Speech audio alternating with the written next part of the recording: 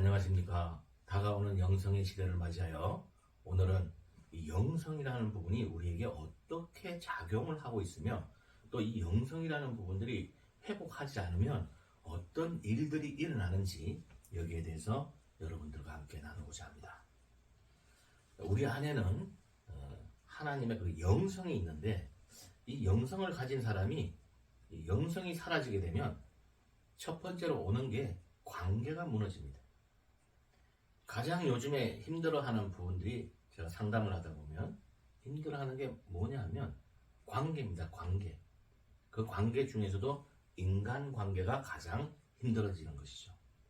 그래서 영성이 사라지면 사라질수록 관계는 악화되고 영성이 아예 없어지면 관계의 파멸이 온다 이런 얘기예요. 그래서 우리는 영성을 회복해야 하는데 이 영성의 회복이라는 것은 바로 사실은 하나님과 인간의 관계가 회복되는 것과 같이 인간과 인간 간의 회복이 이루어지는 거고 인간과 자연의 이 관계가 회복된다는 것을 의미하는 겁니다. 기독교에서 보면 예수 그리스도가 이 십자가를 이렇게 메고 십자가에서 이렇게 죽음을 맞이하시는데 그 사건은 무엇을 의미하는 거냐면 단절되고 또는 굴절되고 파괴된 어떤 영성 관계를 회복하기 위한 그 하나의 희생이며 교양 역할을 하는 것입니다. 그래서 바로 이 관계가 끊어질 때 우리는 굉장히 고통스럽고 전체 자기 자신이 파멸로 간다는 사실을 알아야 합니다. 결국 말해서 영성의 회복이라는 것은 뭐냐면 이 창조의 원형을 회복하는 것이고 십자가의 구속을 통한 거듭남을 의미하는 거예요. 그러니까 새롭게 거듭나야 하는 것이죠. 지금 새롭게 거듭나게 되기 전에 지금 여러 엄청난 고통을 겪게 되죠. 그것을 빨리 거듭나지 못하면 결국에는 모든 관계의 파멸을 가져오는 거예요. 그것이 뭐냐면 가족 간의 파멸, 신과의 파멸, 자연과의 파멸 이런 것들이 결과적으로 오게 됐다 이런 얘기죠. 영성에 대한 부분은 어떻게 보면 우리가 이제 뭐 이게 교회에서 이제 이렇게 많이 뭐 경건 운동이나 성령 운동 이렇게 많이 하는데 그거하고는 조금 본질적으로 좀 다른 면을 가지고 있어요.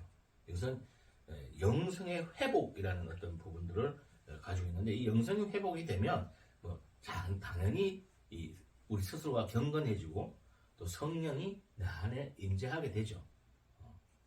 결국 최초에 하나님께서 우리에게 생기를 불어넣었던 그 생명 그것을 우리가 생각해 봐야 돼요. 그 원형대로 다시 가야 된다 이런 얘기입니다. 어떤 분은 이렇게 얘기하죠. 영성을 인간관계 형성의 능력이며 그 관계의 대상은 감각 현상을 초월하는 것이다 이렇게 얘기했습니다. 다시 한번 이 영성은 인간관계 형성의 능력이단 말이에요. 그러니까 영성이 잘 이렇게 원형대로 되어 있는 사람은 인간관계를 잘 해요. 그리고 그런 인간관계의 대상은 오감을 넘어서는 겁니다. 아주 스스로가 모든 걸 포용할 수 있고 어떤 좋다 나쁘다가 없이 그대로 있는 그대로를 받아들일 수 있는 그런 사람이 된다 이런 얘기예요. 자, 영성이 회복이 되었을 때 구체적으로 어떤 일들이 일어나는지에 대해서 여러분들에게 좀 말씀드리고자 합니다. 첫 번째는 이 관계의 회복이 일어납니다. 영성이 파괴된다는 것은 본질적으로 관계의 붕괴를 의미하는 것이죠. 그래서 영성이 파괴되는 것은 관계의 파괴다. 결국 그건 뭐냐면 하나님과 인간의 관계가 불신으로 되었는 것과 불신 관계가 되었던 것과 마찬가지로 인간과 인간 관계가 적대적 관계가 이루어집니다. 이 영성이 파괴되면. 그리고 인간과 자연과의 관계도 굉장히 자연을 공격적이고 일단 변질되는 그런 관계를 만들어버려요. 그러니까 자연을 파괴하게 되는 것이죠. 그래서 이 영성이 회복되어야만이 이러한 관계가 회복되는 거예요. 하나님과의 관계뿐만 아니라 인간과 인간의 관계가 또 회복되고 사람과 자연의 관계가 회복되는 겁니다. 자연을 사랑하게 되고 훼손하지 않는다 이런 얘기예요.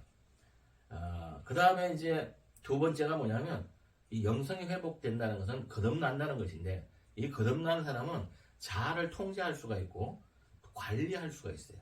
근데 이 자아라는 게 지금 이 시대는 개인주의고 자유가 막 다 너무 많이 있다 보니까 아주 그 자아가 아주 비대해졌어요. 아주 크게 크다 보니까 이 비대해진 자아는 자신을 위험에 빠뜨릴 수가 있어요. 그러니까 자아가 강하다면 자기 고집이 세다 이런 얘기입니다. 자기가 옳다는 거에 너무 사로잡힌다 이런 얘기예요.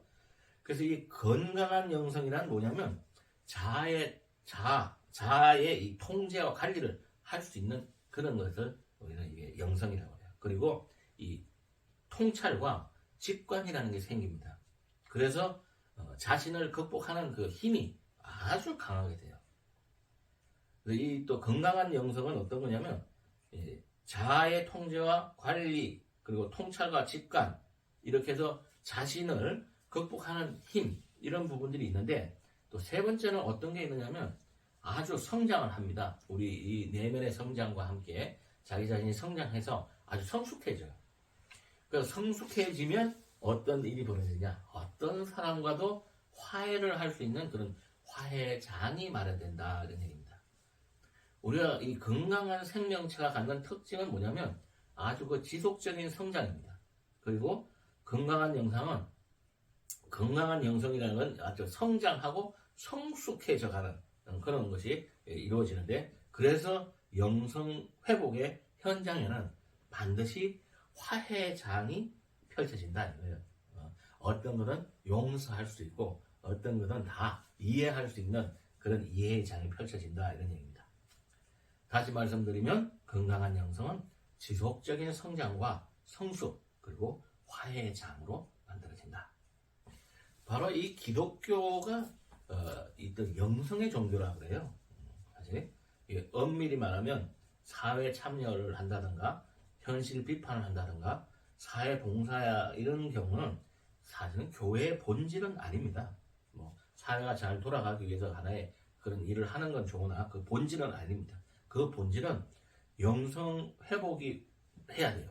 이 영성 회복이 없는 어떤 표면적인 그런 행위는 평범한 사회 활동에 불과한 거예요. 그래서 요한복음 3장 3절에 보면 그리스도는 사람이 거듭나지 아니하면 하나님 나라를 볼 수 없느니라 이렇게 얘기를 했어요. 여기서 말하는 거듭남이라는 것은 바로 영성의 회복을 말하는 것이죠. 하나님 나라는 하나님과의 관계 회복을 말하는 겁니다. 그래서 하나님의 통치를 이 자아가 받아서 그 통제에 따라서 가기 때문에 삶이 아무런 문제가 없고 또 어떤 것은 용서할 수 있고 화해할 수 있다 이런 얘기예요. 곧 인간과 인간의 회복도 마찬가지 이와 똑같습니다. 원리는 똑같은 거예요. 그래서 인간에 대해서 큰 마음을 가지게 되고 그것을 화해를 할 수 있고 그냥 있는 그대로 봐줄 수 있고 화를 내지 않을 수 있다 이런 얘기입니다. 자, 거듭나지 못한 사람들의 행위는 종교 행위일 수는 있어도 바로 영성 행위는 아니다. 이렇게 말씀드리면서 지금 이 시대에 여러분들 관계가 많이 힘들다는 것은 영성을 회복하라는 그런 메시지라는 것을 정확하게 알아야 됩니다. 인간관계가 힘들다 하면 할수록 자기 내면을 들여다보면서 내 안에 있는 영성에 문제가 있다 이렇게 짚고 이제 진정한 영성 회복을 위한 그런 활동을 하셔야 하지 않는가, 그런 공부를 하셔야 되지 않겠는가, 그런 것을 잘 받아들여야 되지 않겠는가 하는 생각을 하면서 다음은 영성의 시대를 맞이하여 이제는 온전한 영성의 회복이 필요한 시대가 오고 있다는 사실을 여러분들이 직시하시길 바랍니다. 감사합니다.